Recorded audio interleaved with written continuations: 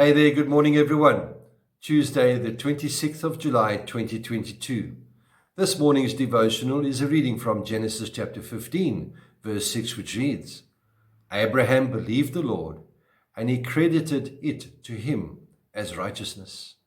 Have you ever wondered why God chooses to use some people who are not influential or not even high up on the social ladder of life? I think here of Gideon, who demanded a sign from God, and Barak, the military leader, who wouldn't face the enemy unless a woman went with him. Rahab, the prostitute, who was part of the lineage of Jesus Christ.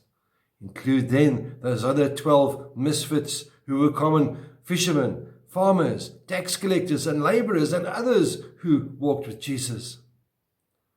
No one better exemplifies the characteristic than that of a man who lived 4,000 years ago. The name? Abraham, the man who became known as the friend of God. It was Martin Luther who said that faith is a lively, reckless confidence in God. And it was this kind of faith that marked Abraham's devotion to God.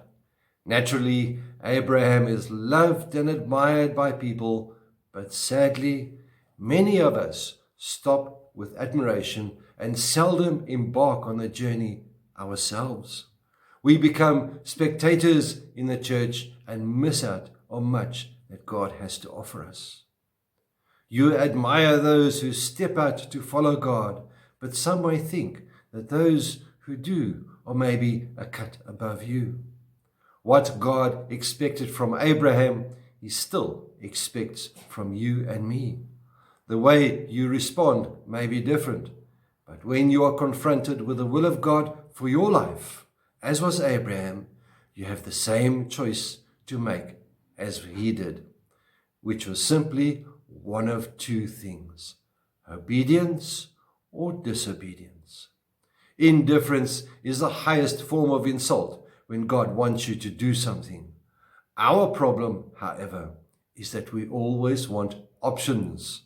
We think of God's will as a variety of choices, when in reality, the choice is simply the path of obedience or disobedience.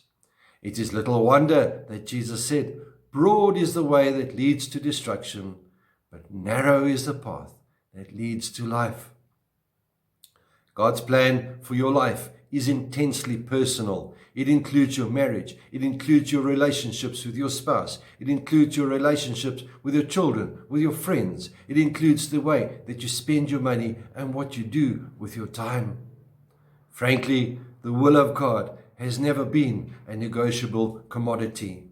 It wasn't for Abraham, and it certainly is not for you or for me. A knowledge of God's will demands decisions, and decisions result in either obedience or disobedience. My dear friends, when you make a commitment to be obedient to God, be firm in that decision, and you will see how simple things in life become. May the Lord be with you. May he bless you. May he cause his face to shine upon you and be with you always. Goodbye.